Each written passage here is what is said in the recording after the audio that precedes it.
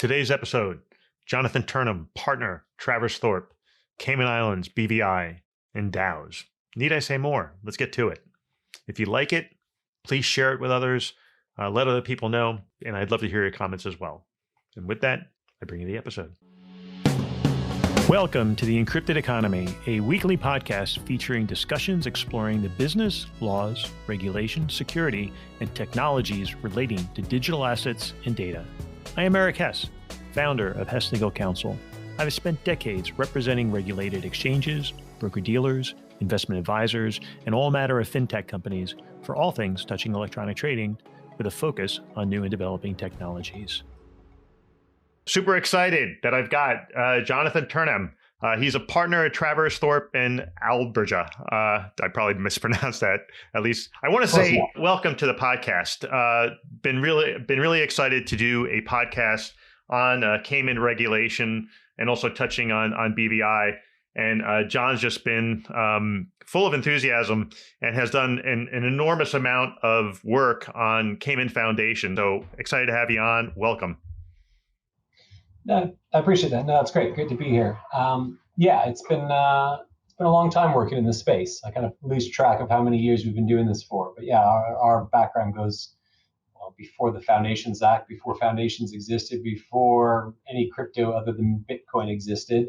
So very, very early days, having launched some of the first crypto funds in the space, and certainly seen the space evolve. And it's now 98% of my time is spent on largely token issuer projects, regulatory concerns around that, structuring deals, building up platforms for all types of clients, from the less dangerous end of the video game spectrum to metaverse, layer 1, layer 2, deep end of DeFi, and sort of everything in between.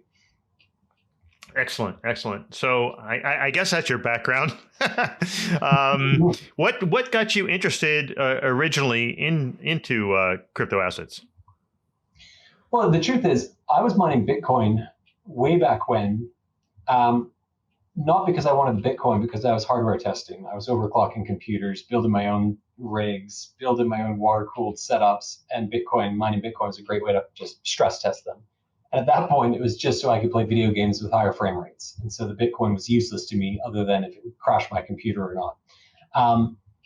Ultimately, though, on the legal side of things, I was involved in launching some of those first crypto funds here in Cayman at a prior firm. I was the only associate that knew what Bitcoin was, and so instantly I was put on the file. And in those days, it wasn't a crypto fund. It was just a Bitcoin fund because that was the only crypto there was at the time. Buy low, sell high. Ridiculous strategy, given you could have done it yourself if you knew how to do it. But ultimately, they were charging 3 and 30 or 4 and 40 to just buy and hold Bitcoin. But in a world where you're doing it at buy at 20 and sell at 68,000, it was probably a pretty good strategy for them, and still goes down as one of the most successful hedge funds of all. Well, the most successful hedge fund of all time. Wow. Yeah. To think about that, it's a 3 and 30, huh? Wow. Yeah. So, and how long have you been practicing in Cayman? Did you start off your practice in Cayman, or did you start somewhere else? Sure. Yeah. I've been in Cayman just over 10 years now. If you haven't guessed by my accent, I was born and raised in Canada, did my undergrad at the University of Ottawa way back when, but then ended up moving to Sydney, Australia, and did my graduate law degree at the University of Sydney.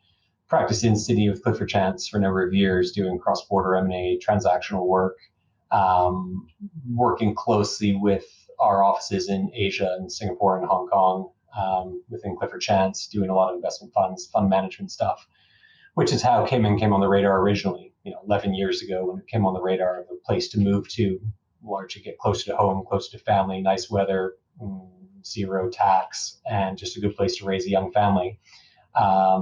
It made a lot of sense, and it's certainly become home for us now, 10 years on. Excellent. So I guess just trying to shift gears into the topic of the day, I'll start off with a softball question for you.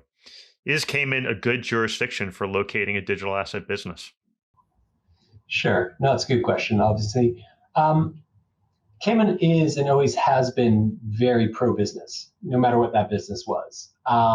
It's got a reputation going back 30, 40 years of having attracted early mover status in various industries, whether it's the insurance industry, hedge funds, private equity funds, family wealth, family planning, structuring, etc. I think it had always done well for a number of reasons.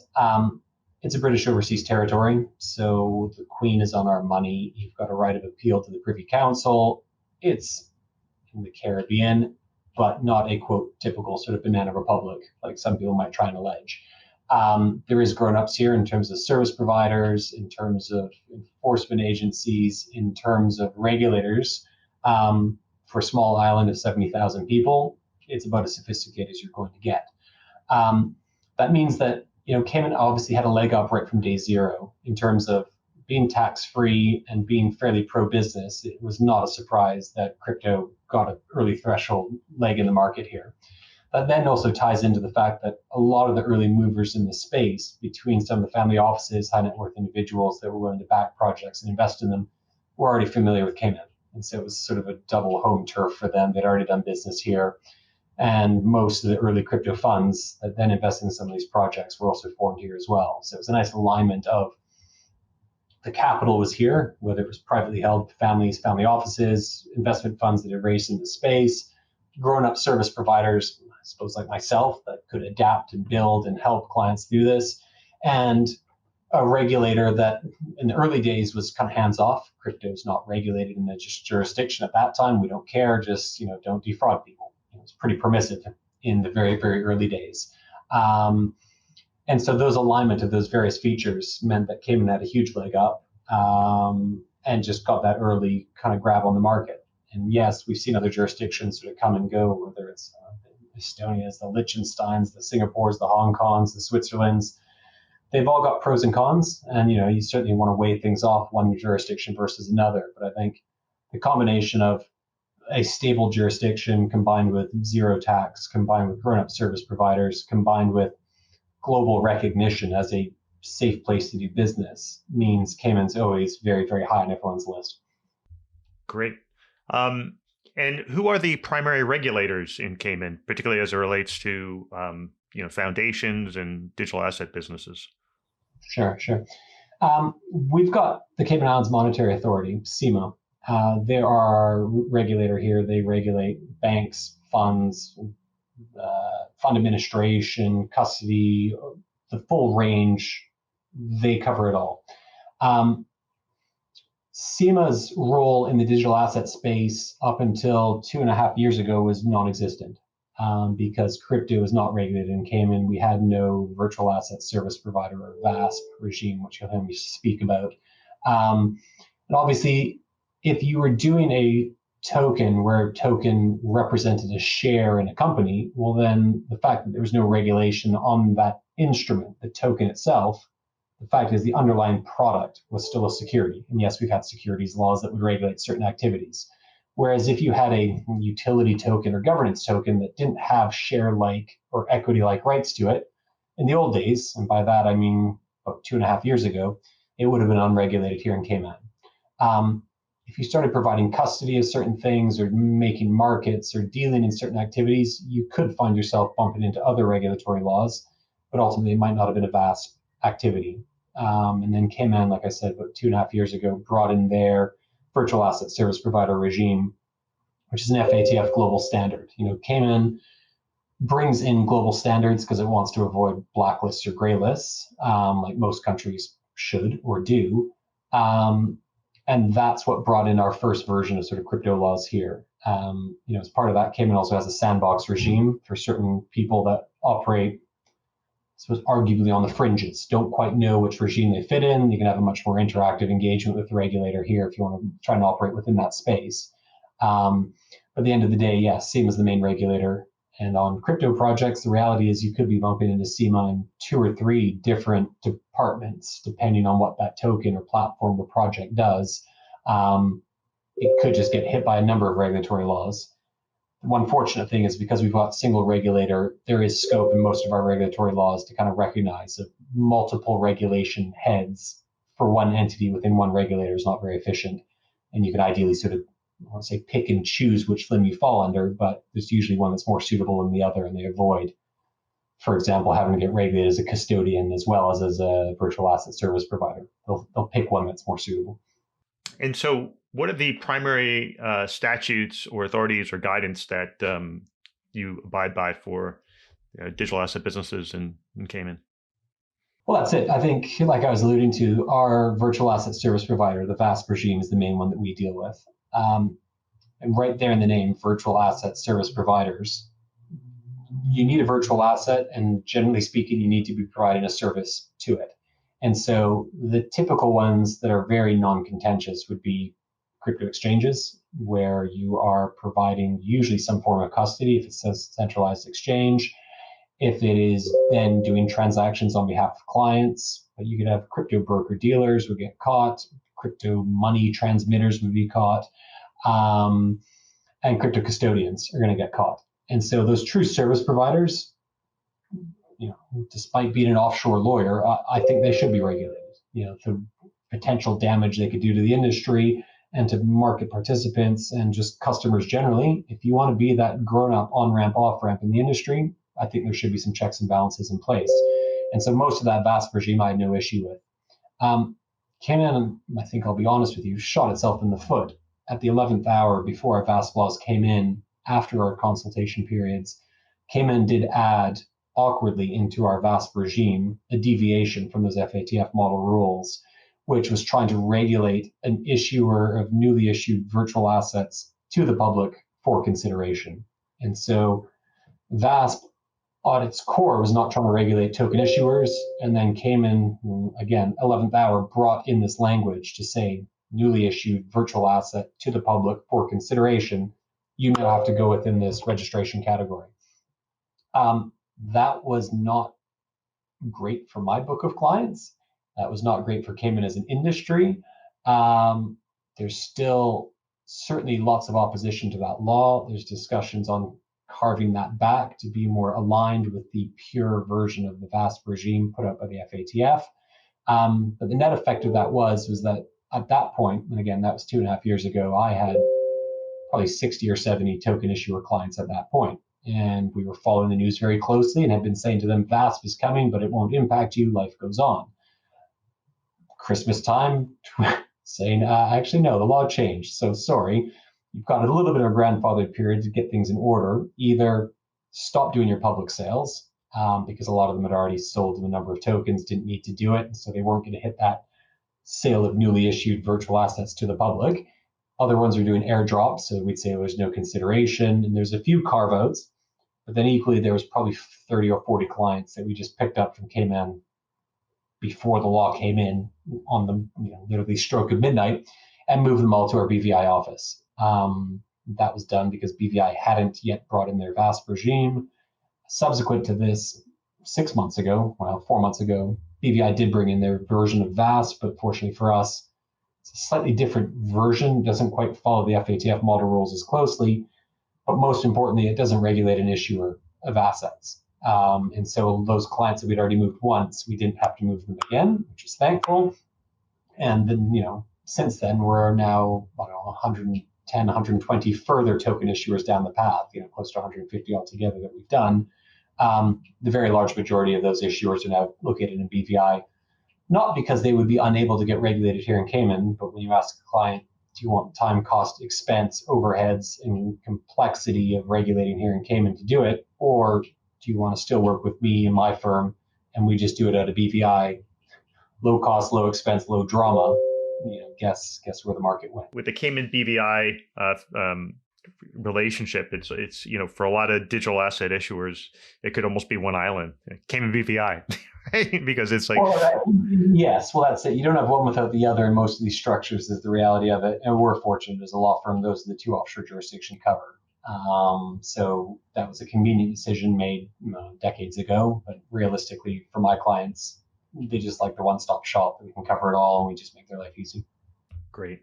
So now I have a little bit of experience in Cayman, but not enough to be the one on this podcast. So for somebody who's looking to come onto the island, maybe they want to establish a physical presence on the island, probably not a bad idea, I would say, if it's possible. When you talk to clients, What do you advise them, with regards to contemplating physically locating in Cayman versus potentially not, and what it entails if they don't? Sure. Yeah, well, that's it. Ultimately, Cayman's a nice jurisdiction for a few reasons. For those of you that don't know where it is on the map, it's literally you fly south of Florida, you fly over Cuba, and then you've hit Cayman. So it's about an hour and a half from Miami. It's about 4 hours from New York, direct flights. So you're not far from anything, is the reality of it. And we've got two choices. If you want to use Cayman as a classic offshore jurisdiction, no, you never have to come here. You don't have to have any physical presence. You don't have to have local resident directors. And as much as I love taking clients out for dinner in person, that's an optional extra you get and not mandatory to do business here. And so, yeah, a lot of my clients will never step foot here, and it's the classic old school offshore structure. Fine. I think to your point it's quite an appealing place to live. You can be close to civilization, but live, to be honest, in a tax-free jurisdiction, other than for federal US taxpayers who won't get that benefit. But the rest of the world who can sever their ties and actually genuinely move here. Again, I've lived here for 10 years, wife, 3 kids, family. It's civilization for us, great schools, great opportunities. The path for crypto clients that want to do that is we've got what are called special economic zone companies, or SEZC companies. What that allows is certain types of businesses can fall within our special economic zones. Some of them are totally irrelevant to crypto, but there's 2, which is the technology development park and there's a derivatives trading park. So depending where you sit in crypto space, 1 or 2 of those will accommodate that type of business. And so if you want to bring your development company and 1 staff member or 100 staff members, you can do that. I've got a handful of clients that have set up here, genuinely moved here, resident in the islands. To your points of not being resident in another jurisdiction when you're doing this business can be critical in some structures, depending on what it looks like. Other times it can be required from my side if there's some sort of economic substance activity, depending on the type of project and what they're doing. It may require boots on the ground. It's pretty rare that I'm going to require it. It just depends on a case-by-case basis on how they've structured their deal.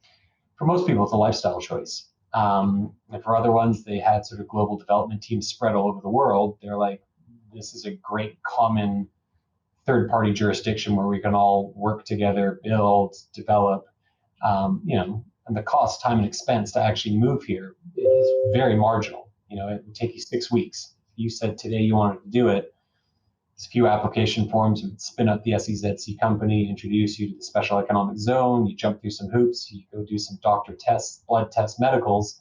6 weeks from now, your boots on the ground, which is great. And the work permits in that space are much, much more affordable than what they are for others on this island. Within those special economic zones, the government's basically taken a view of it's an opportunity for us to bring high net worth individuals and businesses that support indirect employment as a result of that to come to Cayman and live here in a world where they would never otherwise do that. And this wasn't a reaction to the COVID pandemic, people moving around. Our special economic zone's been there for a number of years. And so it's had quite a bit of traction. There's quite a few crypto projects that are here, which is interesting then because you've got an island of 65, 70,000 people where there's more crypto knowledge uptake, intel on the street with people you run into than probably anywhere in the world is the reality of it. I'm sure our friends in Switzerland might disagree, but there is a fairly high concentration here for a Caribbean island of 70,000 people. Yeah, I would imagine. So, I guess we're about 19 minutes into the podcast, and I actually haven't even brought up the word memberless yet. And so we dove right in, but I kind of missed the big punchline here for those listening. You want to talk a little bit about the memberlessness of the foundation, why it's such an innovation, and why it's such an attraction? Sure. Well, that's it. Cayman has its foundation company structures.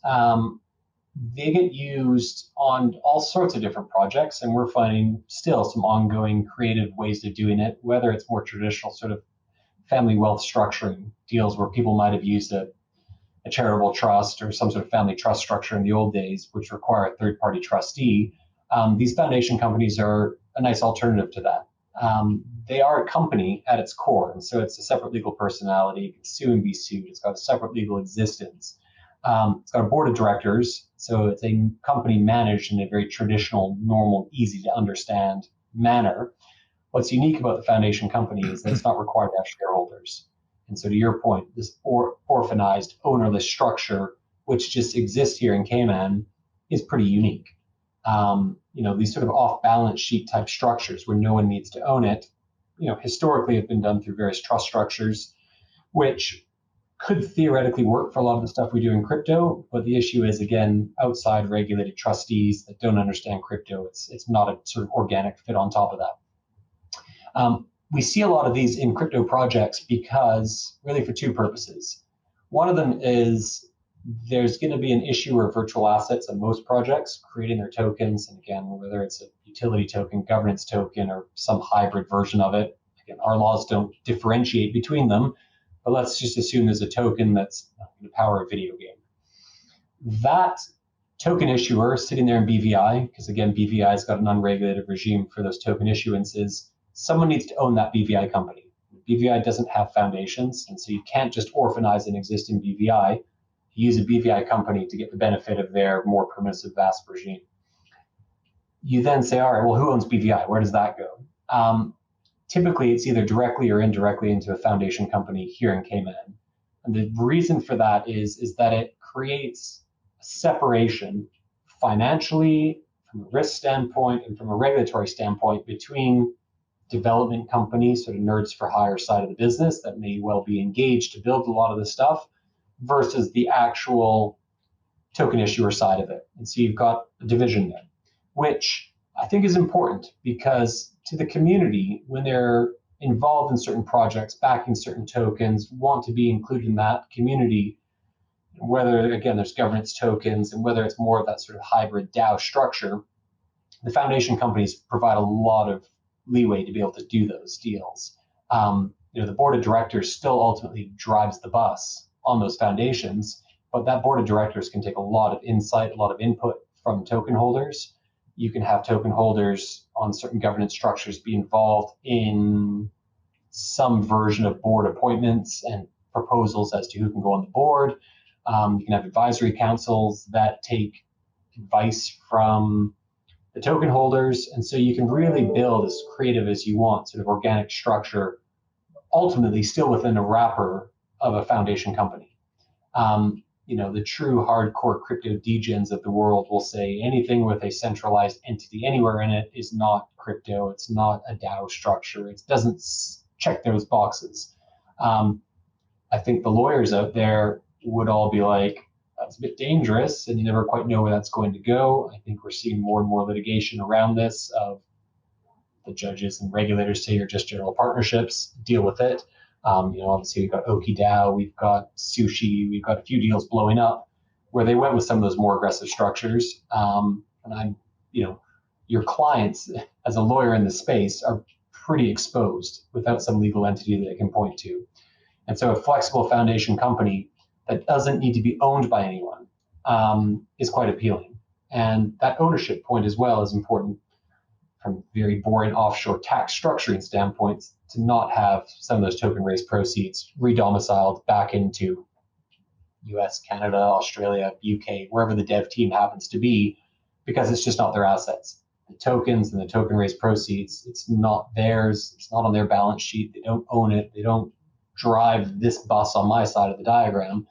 They are just a service provider to it. So that separation aligns well with the industry in the sense of those community members that participate in it, they've got some comfort. There's a separation between the people doing the building and the financial aspects of it. You've got greater certainty on the tax side of things, and you've got greater flexibility for this stage decentralization. Trying to go from, yes, we're heavily wrapped in this Cayman Foundation BVI issuer, but the flexibility in those documents as more governance holders are out there involved in decision-making process, you can move down that spectrum of decentralization, which for some clients, it's critical. Other ones, be honest, they talk a lot about it, but don't do much to achieve it. Other ones say, thanks, that's not for us. Maybe down the road we'll revisit it. But the point is, we've got such a flexible corporate structure to start with that we can accommodate that when the time comes. And how would you contrast that to like foundation structures or even trust structures in other jurisdictions? Because the normal contenders, whether it's a Guernsey trust or you raise a Swiss foundation or a Singapore foundation, I could think of half a dozen others that maybe come up maybe a little less frequent. Yeah. Well, I think this is it. I think at the end of the day, I don't want to sell people, convince them that there's things that we can do here that you can't do elsewhere. And I think that would be a disservice to the industry. I think there's probably nothing you can do elsewhere that you couldn't do here. And you just got to pick your pros and cons. The pros on Cayman is, well, we've got a zero tax jurisdiction, so that's pretty tough to beat.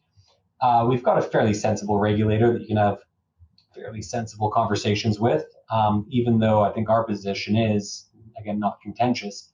That foundation at the top owning a BVI issuer is not doing any degree of VASP activity. So you're not regulated here just because that foundation exists here. And I've had to explain that to my regulator several times, and I've not had pushback on that. There's the lifestyle choice options that, if you do want to put boots on the ground here, that foundation could have an SEC subsidiary and you go down that path and accommodate it. If you want to build a huge team in a giant metropolitan capital city in the middle of hustling, bustling continental Europe or the United States or Asia, well, no. Cayman is not that place. It doesn't accommodate that if you want to have those actual boots on the ground. So you do have some downsides. It's not going to compete with the metropolitan culture of a Swiss model or a big hustling city life in Singapore. But I think you look at those structures, or the Guernsey trust model, for example. I think the trust structures, I've never been a huge fan of it just because they're misunderstood. It's just the blunt reality of it. You're dealing with counterparties that are not familiar with trust. They don't understand the trustee. They don't understand it's not a separate legal entity for legal purposes. It's just a bit different. And it's not to say you can't walk people through and explain it, but it's the exception rather than the rule. I think the Swiss foundation models had some early traction. I think Ethereum Foundation obviously drew a lot of interest in that market. I'm trying to be friendly to my other jurisdictions. I've not had great client experiences who went down that Swiss model from a time, cost, complexity, expense standpoint. It's brutal, let's be honest. But if you want to build your own little crypto city in Zug, that's your path and you go down that model. Most clients that I've come across have been dismantling some of those Swiss structures, saying it wasn't quite what we bargained for. We're not a fan.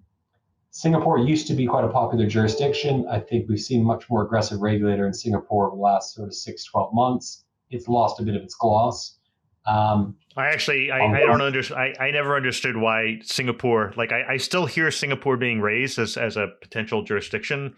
My experience would suggest I don't fully understand why. I mean, I guess in Asia, depending on what you want to use it for, certainly if you want to locate a business there in digital asset space, I would caution again. I would, carefully observe the PSA rules there and see if you get caught up in that. If there's any risk of that, do not locate in Singapore. Do not put your foundation there. I think I can hammer that point home. We have clients that are based in Singapore that have their teams there. They've still used the foundation on my side of the diagram.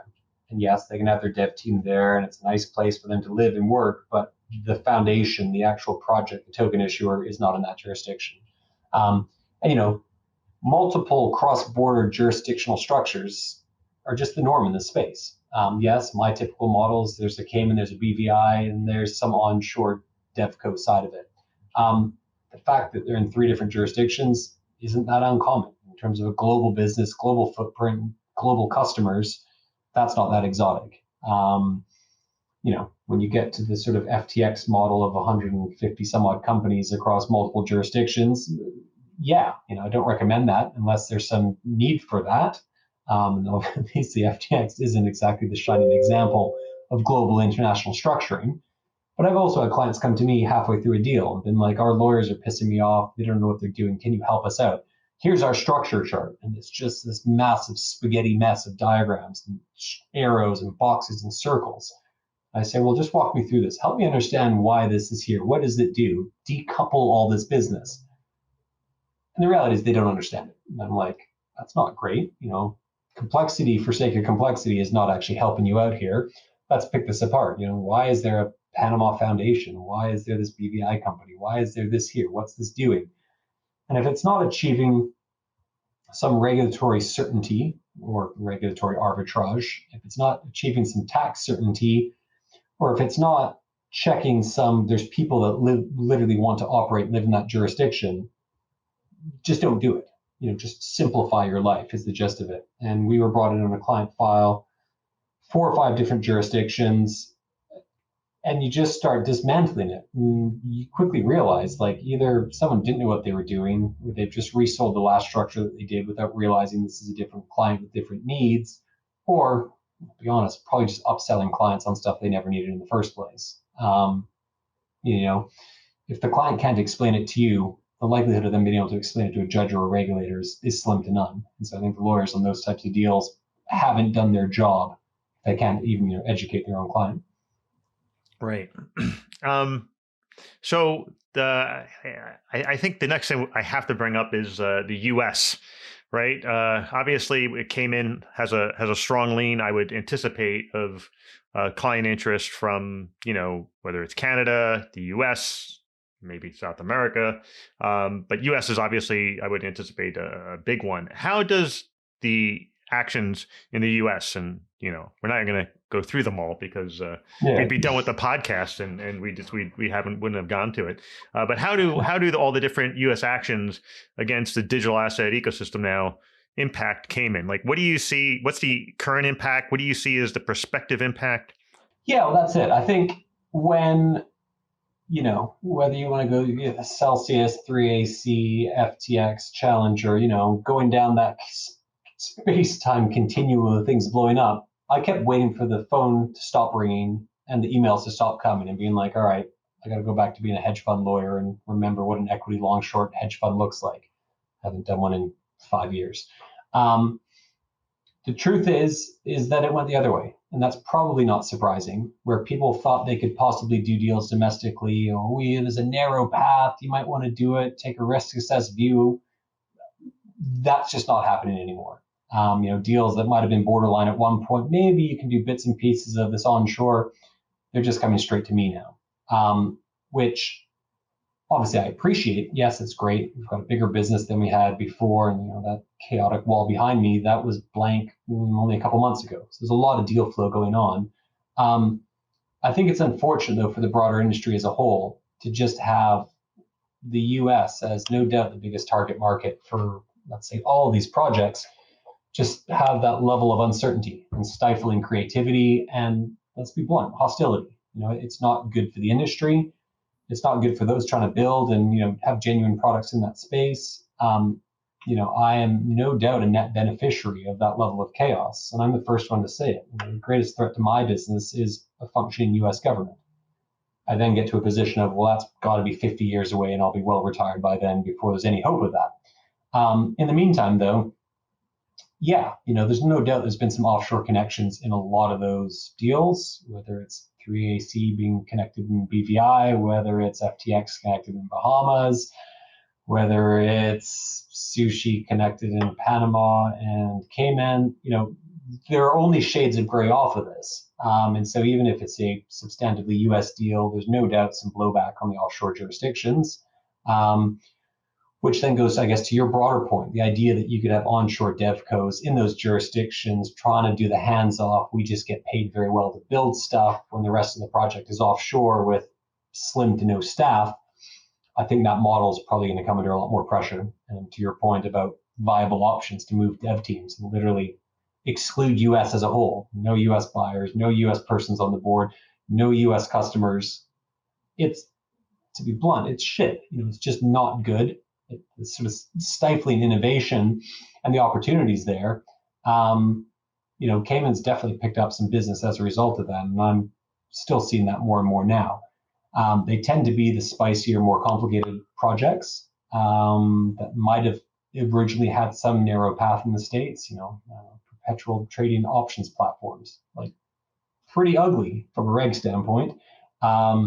And try to piece those even in our offshore laws. There's still some rules around some of this stuff. It's not always a slam dunk solution. If you can't do it in the US, call Jonathan and he'll fix it. I guess most of the time we can generally get there, but it's not always the case. You mentioned sushi, and we'll talk about that for a little bit. What are the implications? I know we just talked about maybe like you have a lot of developers potentially located in the U.S. and you're trying to locate in the Cayman. Good luck with that, or you have that nexus in the U.S. or there's directed selling efforts of the token or desire to have those directed selling efforts into the U.S. But what kind of guidance do you give to clients when they're setting up a memberless foundation and anticipating doing a BVI structure? Well, that's it. Ultimately, the most obvious question is who are the directors on that foundation? They're making the day-to-day decisions. They are the ones operating that foundation. And yes, the foundation can be offshore, it can own a BVI entity. And so you think, all right, no onshore nexus anywhere. And then they say, we want to put 3 guys in New York City on the board of the foundation. And I'm like, well, if they can pass my KYC, I'm fine with that. But you might want to call your tax lawyers because that's going to be a terrible decision, either from a controlled foreign corporation, CFC standpoint, guilty, U.S. mine management, take your pick, U.S. source income. There's 50,000 reasons why that doesn't work, including just the regulatory questions on top of those tax points. And that's nothing unique about the U.S. The position in Canada is similar. The position in Europe, a lot of these jurisdictions is quite similar. So yes, if you're going to go offshore, I don't think you just do the sort of lip service and do it on paper only. I think there's going to be a lot more pressure. If you want to do it properly, embrace it as effectively a lifestyle choice. If that's the path you're going to try and go down.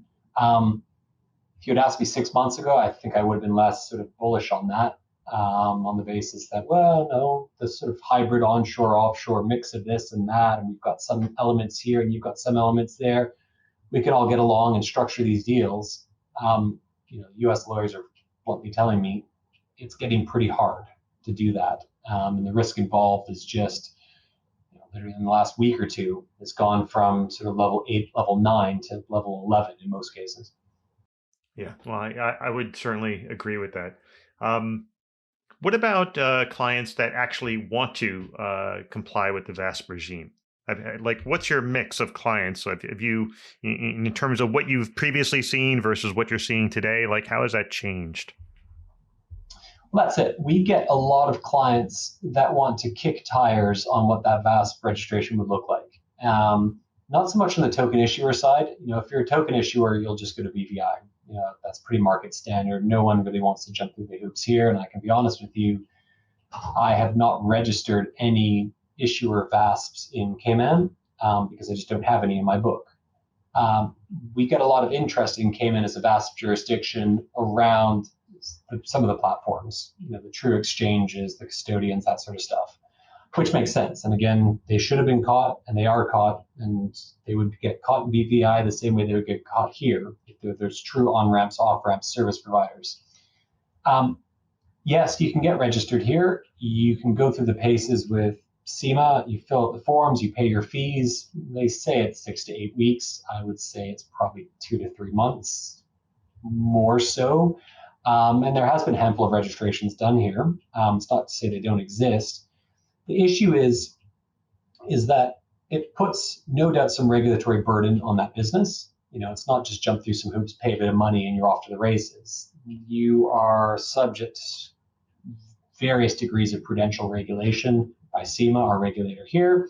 You've got audit requirements, you've got inspections, you've got compliance manuals, you've got AML officers. You go from little offshore unregulated thing to kind of Coinbase in terms of scrutiny around the regulation and what that regulator does in your business, which for a client in Cayman that was unregulated one day to then jump, it's a huge gap. I think the other concern is that getting regulated in Cayman is great and you won't get shut down on your home turf, but there's no passport regime. There's no, all right, you've got a Cayman registration with SEMA, go forth into the world and take on any client you want. guess what? Gary Gensler doesn't care what I say or what SEMA says about what is an regulated exchange or the CFTC. They've got no interest in that. And you go start fishing for customers and marketing in their backyard, you got to get regulated there. We can look at the comparables in Europe. And with their MiCA regime, markets and crypto assets, trying to do one united jurisdiction for 27-ish, sorry, my European colleagues will yell at me, jurisdictions all now following one set of rules, that's great. And that expands it. You don't have to theoretically get 27 separate registrations in each of those states in Europe. But ultimately, I don't have any clients that are happy being big in Europe only. They want to go beyond that. They want international ones. And so this is when you then see, those exchanges. And you look at Binance, for example. They've got trouble in the US, but we'll put that aside for now. They've got, 15, 20 different regulated exchange operators across a whole number of jurisdictions. That's because getting regulated in one doesn't help you with their neighbor across the street in another jurisdiction. And so the Cayman registration, the reality is, while there's 70,000 people here in Cayman, they're not your customer base. You're not trying to attract them. And so you then end up in a world of Cayman can operate as the jurisdiction for customers that basically don't fit in any of the other jurisdictions. And so, all right, your UK customers, well, guess what? You probably have to have a UK regulated exchange, one for the US, one for Canada, et cetera, et cetera. If you geo-fence to your customers and you've got that other category, the guy from Mongolia, probably not regulated in Mongolia. Yes, you can use the Cayman one. You're not likely to get in trouble in that jurisdiction, but you just end up in this world of, that's a lot of pain and misery to go through for a fairly small footprint. Yep. Fair enough. So I want to also delve into something that you had shared with me, your different takes between the two paths of the DAO, the what you call the true Web3 DAO and what we know near and dear, the wrapped DAO. Well, that's it. I think, we could probably do another 90-minute podcast on this at another time, so I'll keep it to the slightly shorter version of it. There's a lot of DAOs, and what people mean by a DAO, obviously decentralized autonomous organization, means at least 100 different things to 100 different people. They are at its core trying to be a decentralized autonomous organization.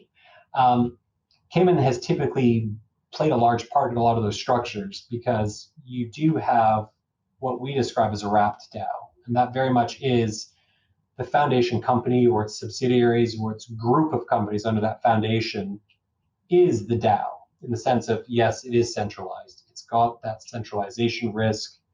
Yes, there is a board of directors on it, but you get the benefit of 400 years of companies law and the fact that it is a separate legal personality and that the thing itself, the business, is operated by that company. You don't have, or at least you certainly mitigate the risk on that wrapped DAO structure of governance token holders all being general partners in some large general partnership. You can say, no, they don't make decisions and execute on their own simply by being a governance token holder. They can put proposals forward, they can vote on things, they can make recommendations to the board or an advisory council. They are basically a digital version of the suggestion box in the hotel lobby. Breakfast was too late, the pillow was too soft. It's a way for them to communicate with the organization, which is ultimately that foundation company. And so you're trying to split that needle between a naked, bare, true Web3 DAO, which we'll speak to in a moment, and something that's heavily centralized, and trying to find that right balance. And I guess I would say hopefully the best of both worlds, in that you can have a very engaged community holding token holders that have certain rights, duties, roles, responsibilities around how that business is operated, but without this potential violence of becoming a general partner in a partnership, which they're not aware of. You can look at the Oki DAO stuff. There's lots of press on it. There is a risk that regulators on the true Web3 unwrapped DAO, that's the path we'll go down. It's not the you exist nowhere, you exist everywhere, there's nothing we can do about it.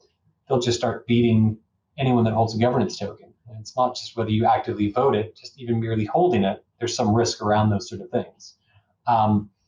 So the Cayman solution has been, let's do this sort of hybrid wrapped DAO version of it with very permissive articles, with the path to decentralization, where the board, who ultimately still makes the decisions and ultimately still accountable to a judge or a regulator. And if that board of directors on that foundation tried to say, I only did what the community told me to do, the judge is going to laugh at them and say, well, you can't fetter your discretion, and I don't give a shit what those token holders told you to do. It's still your choice. And so, yes, you will put off the true crypto degens because that's not a true DAO to their mind. The flip side of that is the true DAO model that we do see in Cayman. And as I say in Cayman, it doesn't exist here. It doesn't exist anywhere. It's the sort of internet version of a legal entity, which is not a legal entity. The true unwrapped DAO is something that we come up quite often here in Cayman. And I think where we come across it is because they're already operating. They're already in existence. They're already in place. But they've realized that the business that they're trying to operate doesn't work very well without some sort of legal structure, because there's some asset that has to be owned. There's some property they want to own. They want to buy a domain name. They want to protect IP rights. They want to do more Web 2 type things in a pure Web 3 structure. And then what are you going to say? Go to the community. All right, well, someone go pay some Amazon Web Services hosting. Go buy a domain name. Go register a trademark. Things that true Web 3 DAO cannot do. None of those community holders are going to want to step up and take that responsibility, role, risk of, doxing themselves. All right, I will go and do that. So what we've seen on some of those structures, and the truth is some of them are multi-billion-dollar businesses operating in various jurisdictions in that very much naked, unwrapped DAO model. Where we do still tend to see the Cayman Foundation come into it is that Cayman Foundation is not the DAO. It's not wrapping that legal entity. It's not trying to shield it. But what that DAO can do is it can take a grant of tokens from that community and effectively operate as a service provider to help it be, I describe it as sort of the arms and legs of that organization. It's still separate, and it is just a service provider here in Cayman with board of directors and usually very limited purposes clause, i.e. support the DAO, support the protocols, support this DAO-y thing over here. And that might mean that it gets an allocation of tokens. It might then run grants programs, might run education campaigns. It might hold trademarks, patents. It might hire staff. It might do all the things that true Web3 DAO cannot do. And so this thing here becomes a very valuable service provider to sort of plug some of those gaps and I guess ultimately be the bridge between Web 2 world to the Web 3 where that DAO is already operating. And again, take a bunch of different forms and different roles and risks and responsibilities. But yeah, the idea that a DAO could get a bank account is never going to happen. The foundation could, and it could hold that bank account, not on trust or for the benefit directly of that DAO, but it could hold it with its limited purposes to help support, encourage, nurture, educate the purposes of the DAO. And so you get a nice sort of symbiotic relationship between those two while still maintaining that it's not a centralized DAO. It's still separate. It's just now got a right-hand man to kind of be the arms and legs to help it achieve its goals. And how do you, actually, before we pass on that, any other points you want to make in terms of the distinction between the Web3 DAO model and the wrap DAO? It seemed like you're actually, on some level, you believe that the wrap DAO model works particularly well for a Cayman Foundation. Is that? Oh, I do, because ultimately I'm a lawyer first and sort of crypto degen second. And so to just be selling my clients kind of hardcore Kool-Aid of, yeah, let's just do nothing or do everything with no legal structure and no ring fencing, no corporate organization, no blast shield is pretty dangerous territory. And yeah, there's probably some crypto lawyers out there that think I'm a sellout and I'm not towing the line. No, I'm trying to give my clients the best advice. And I'll talk to them at hours, this path versus that path and the pros and cons and the other. There isn't a one-size-fits-all model. If you come to me and say, I want to do a property DAO, it's going to go and buy a Midtown Manhattan apartment building and then turn it into some sort of DAO incubator. I'd say, well, that sounds pretty cool. But the likelihood of you being able to buy a Midtown Manhattan office building with a DAO, a true Web3 DAO, is non-existent. It's just not going to work. because you can't own anything with that structure. Or, and this goes back to sort of these links DAO and Constitution DAO, and who's actually going to own that stuff? I still don't actually know how those structures work. And so, yeah, if your DAO is around a true DeFi protocol or some sort of yield aggregator, a truly code-based business with no real-world tangible assets needing to be owned by a legal entity in a centralized register, then yeah, go for it. And that can work well. And some of those deals up there are very much for types of those projects. Because that business lends itself well to that activity. It can scale well. It's got a good path to decentralization. And governance holders holding governance tokens can make all sorts of decisions around how DeFi protocols operate and which pools are made available and the returns on them. The questions that need to be answered around that business can very easily be answered by an active community holding those tokens. And so it's a really nice organic fit there. But I think, the first question I ask my client is, what's your project protocol platform thing? What are you trying to build? Video game, metaverse, layer 1, layer 2, DeFi stuff. It's going to lend itself to one structure or the other. I like to let the client get there by themselves. Sometimes I have to push them or tell them, I think you're going down the wrong path. You might want to reconsider. And so when somebody approaches you about setting up a foundation, how do you approach the topic of independent directors? Sure. Starting point, it's not required. Second point, Cayman law doesn't require any local resident directors. And I'm sorry, all the director shops here that have possibly been misleading clients all these years. That's what the law says. It is what it is. You can send me angry emails. That's fine. We see a lot of these independent directors come on these because it's trying to ensure that there's not that tax nexus to some onshore jurisdiction. Again, putting the 3 guys in New York on the foundation is not going to be a good idea. It also then ensures that there's some separation between the sort of for-profit devco building stuff versus the project that can stay independent and have that degree of separation between it, which, let's be honest, 3-4 years ago wasn't that important. No one really asked questions. I think as the communities have become more informed, it is relevant, and they'll pick apart these structures, and they'll be the sort of crypto Web3 internet sleuths that are digging through these corporate structures, wanting to understand this. Having that some degree of separation is quite important. For that onshore devco team, yeah, the risk of being on the board is very real. Again, for those tax reasons, consolidation of their onshore business with the offshore business, there would be fatal to these businesses on multiple different fronts. Some clients say, well, we don't need to hire an independent director, or the foundation doesn't need to hire one. We'll put my girlfriend who lives in choose your tax-free jurisdiction. I'm like, fine, they can pass my KYC. I'm fine with that, but I hope you've got some sort of girlfriend prenup on this thing, because you're driving the bus on the foundation. Guess what? You can go your own way. There's not a lot of checks and balances on what they want to do. And so what we have seen, again, to throw a bone to my independent directors here in Cayman, some very specialized shops that are very, very advanced in the space, can have as grown up, if not more grown up conversation as I'm having with you around what they do and the services that they can offer. It's not the sort of, we're on mostly hedge funds, but we do the odd crypto foundation on the side. It's just 2 totally different worlds. You go from a regulated investment fund with regulated investment manager, with a regulated auditor, with a regulated administrator. There's so much checks and balances on that system. The risk profile, the people that take those on, they just do not have the appetite, desire, or understanding to sit on these foundation boards. It's just a totally separate business, which has meant that, there's been some very fresh, up-and-coming, young, dynamic teams that are developed here in Cayman. I can think of 3 off the top of my head that are just great for the space, and building a lot of the ancillary services, understand grants programs, understand the technology things are built on. It's not just a cost to the business. They can genuinely add value.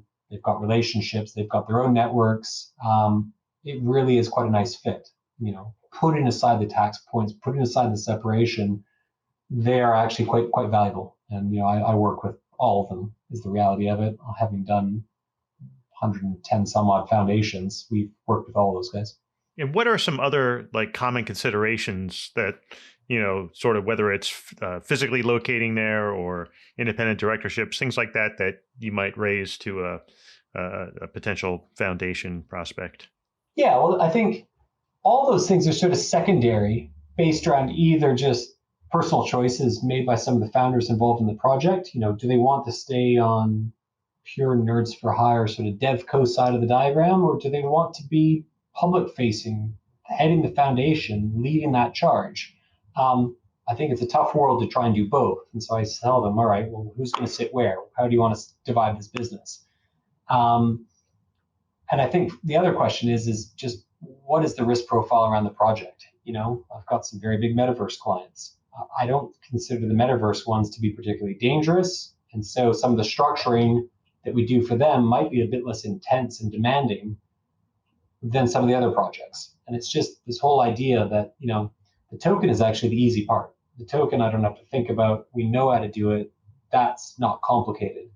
It's the platform, the thing, the DeFi, the game, whatever it is, has just such a huge risk spectrum. And that's going to impact how publicly you can be behind it, whether you fully dox yourself, whether you're going to consensus and buying the space that Binance is no longer presumably going to be using.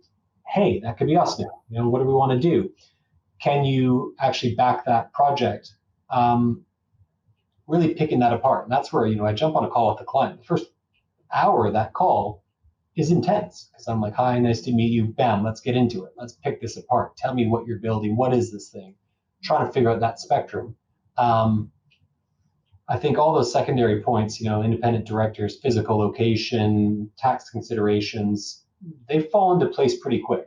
And, it might be all totally foreign to the client, but I know the answers is the reality. Once we start peeling back the layers, you think, I've seen this before. I've got these things, I'm not a US tax lawyer. I'm not any foreign lawyer outside of Cayman and BVI and formerly qualified in Australia way back when. But I've been on countless calls with smart people like yourself, tax advisors, and many other jurisdictions as well. And I think that's where we can really add value to the client. We can tell them the things that they don't know what to think about. I'm not going on risk. I'm not giving commercial advice. I'm saying, go speak to people. We know them. If you need someone, we can introduce you. But it's having that sort of holistic view of understanding not just the token, not just the development shop, not just the protocol or platform, but how it all fits together. And I think we've picked up clients that, to be honest, have been incredibly upset with certain lawyers that have focused on one area or the other because it was the low-hanging fruit. It was the one easy part of it, charging ridiculous fees to do sort of 1/3 or maybe 2/3 of the project. And to be blunt, left their clients hanging up to dry on the prickly part, which is not usually the development shop. That's just fairly straightforward. It's usually not how do we get this token out there into the wild. It's that platform protocol, where that sits. Is it on my side of the diagram, your side? Is it a DAO? Is it this? Is it that? Product counsel, pushing that product out there into the world. The idea that you could guide a client in crypto Web3 world down a path and not turn your mind and give advice on what that thing is. It boggles my mind, but I've seen it happen time and time again where you've got a perfectly compliant token out there into the wild.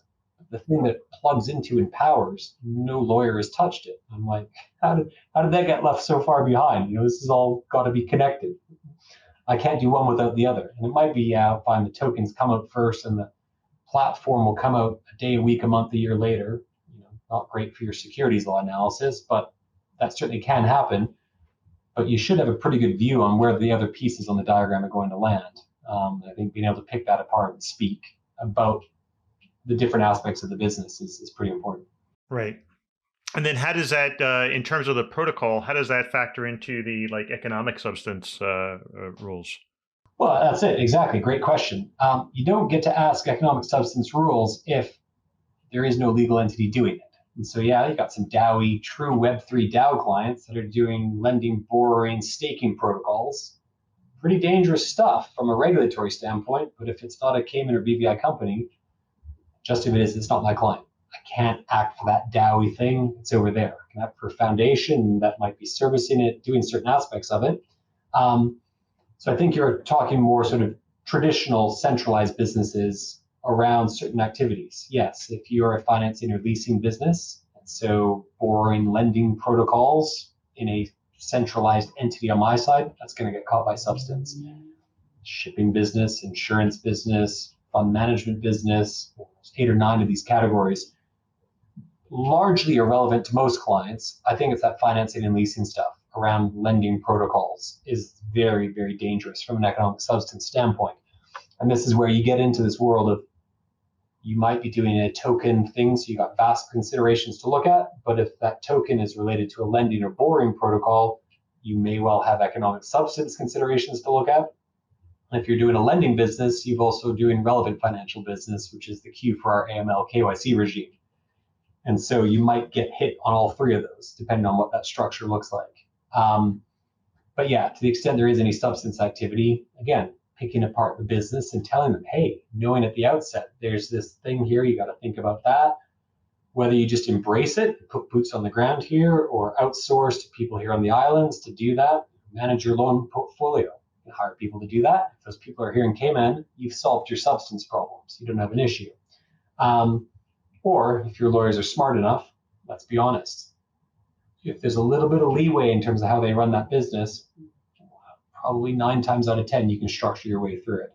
It might mean you can only do A, B, and C and not X, Y, and Z, but most clients will often jump at that and say, well, hey, if I can get this thing off the ground right here, right now, those version 2 features that I want to add on, I'll consider those down the road. Let's get going here and now. And that doesn't just go to substance. That goes to, will it be regulated? Well, some of that business would be, some of that won't be. Take your pick. Do you want to get it all or no? Let's get started. We can scale that up and cross that bridge bluntly when there's money in the structure. They can afford to do it, or there's market demand for it. And again, trying to get clients to focus on the sort of the day 1, week 1, month 1, year 1 goals and where that's trying to go, and understanding that what your minimum viable product versus your final thing, that's a spectrum. And what works today may not work tomorrow because the regulatory laws could change, or because the nature of the product you're building goes outside of the boundaries that we've been able to build for it. And so we tend to have very interactive relationships with our clients because they just keep building. Every time you pick up the call, they're doing more than what they were yesterday. In a perfect world, we know what they're doing before they do it. I'm sure you can attest to the fact that that's not always the case. And you're sometimes trying to dial back bits and pieces and say, well, let's pump the brakes on that. Let's not go live on that for this reg reason or that just doesn't work. If you've got a gaming, gambling protocol business, that's not going to work well from Cayman or BVI because of our fairly antiquated gambling laws. But yeah, you want to add on a Curacao gaming thing or something out of Cyprus, all right, we've got a foundation, we got this, we got that, we got this, we can do this business here, that. It goes back to those very complicated structure charts. I don't require it, but if there's a rationale for doing it, because it takes certain degrees of risk or regulation or activity can be done here but not there, gluing it all together, that's the lawyer's job to make sense of it. I find myself acting, no doubt, as quasi-GC to most of my clients, managing their lawyers in other jurisdictions, bringing them up to speed, trying to make sure we're all speaking the same language. Doing that with clients in every continent means from sort of 7 a.m. to probably midnight, I'm on some version of client calls somewhere. It's a 24/7 space, so you do get those few hours of sleep. So good for you.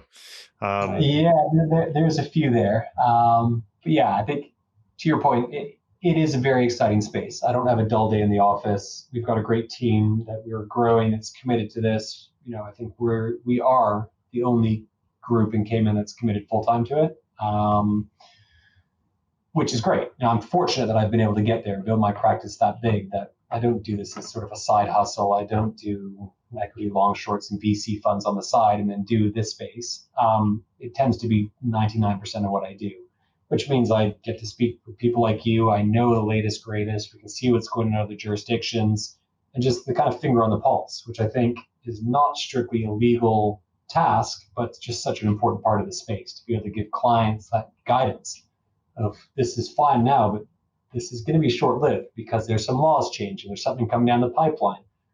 And I know more about foreign laws than I do about Cayman laws in some respects because just for the nature of where the clients are and where they operate. But having that awareness that, this isn't like a client coming to you saying, I want to open a grocery store down the street. Like you're going to have international clients, international business, international customers, international footprint. unless you can figure that out and make it work, you're probably not doing your job. Awesome. So before we break, is there anything that you want to touch on that maybe we didn't cover? I think we've had a pretty good sort of coverage on it. I think my best advice for clients, and I've said this to a lot of them or potential clients, is try to get the legal advice before you not start building, but certainly before you go public. The idea of, yeah, we can come in and save you and unbundle this thing and dial time back a bit. There's some things we can do, and we can generally almost put a line in the sand of saying, well, that was version 1. This is the grown-up version 2. You never get that skeleton out of the closet. There'll always be that legacy risk, and whether it's a day, a week, a month, or a year, or the greatest DeFi thing ever that everyone knows now coming to me saying, we're shitting ourselves. We need a structure around this. Can you help us? Yeah, we can do some things to mitigate it, but we're not magicians. At the end of the day, trying to come up with the right structure here, and the blank slate is my perfect client, where I can work with them and work with people like you or other jurisdictions and just piece it together. This doesn't mean it takes 6 or 12 months. This is not necessarily incredibly complicated in every respect, because we've done so many of these, and no deal that comes on my plate now is, very few of them, completely foreign, something we've never seen or never done before. And I think that's the sort of the benefit of working with some of the old school lawyers in the space. There's not much we haven't seen. Shades of gray off of other projects or reasons why deals didn't work out, being able to give clients that guidance. I think it's that sort of plan ahead, anticipate, yes, there's going to be some legal work involved. They don't always take that advice, but I try to get them to do it. I think work with grown-ups, whether it's legal side, tax, advisors, whoever it may be. Clients will be able to pick up very quickly if they're speaking to someone who's native in the space. And if you get through an hour-long conversation and you're still smiling at each other, speaking the same language, they're probably going to be a client for life, because they trust you and you trust them and you understand. And it's not this constant friction of having to explain everything and trying to lift the bar and awkwardly trying to jam them into projects. I think I was there at one point, but that was like 7 years ago when no one knew what the hell they were doing. And so that was market standard. We're all just bumbling together trying to figure this world out. But I'm always surprised when I jump on calls with clients and they're like, wow, you understand what we're doing. It's like, shouldn't I? Yes, it's unique and novel. It's something different, but no, we've seen this. It's your version of that. It's some hybrid of this, that, and the other. But ultimately, I speak your language because I've been working in the space. And that's why you're paying a premium to work with grown-ups that understand this stuff. Like, oh, well, we spoke to another expert and we had to explain this, that, and the other. And I'm like, they might have been an expert in something, but probably not crypto. Some of the smartest people I've ever had in terms of other lawyers I've worked with, and client side as well. There's just cool people that do cool stuff that are just brilliant in the space. And I think that's where doesn't feel like a job for me. I quite enjoy the people I get to speak with, interacting with them, and feeling like I'm actually adding some value. If crypto ever blows up and I need to go back to being an equity long short hedge fund lawyer, or just doing riders in a 300-page subscription agreement, I think I'll probably quit, is the reality of it.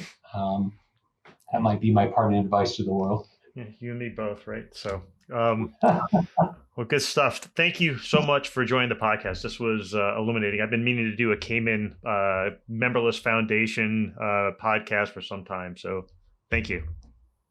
No, it's been a lot of fun. No, I really, really appreciate it. I'm sure our paths will cross again imminently, and there'll be a bunch of randoms on the internet trying to chase us down, but that's part of the fun of it. That's right. All right. Well, thanks so much. Awesome. Take care. Appreciate it.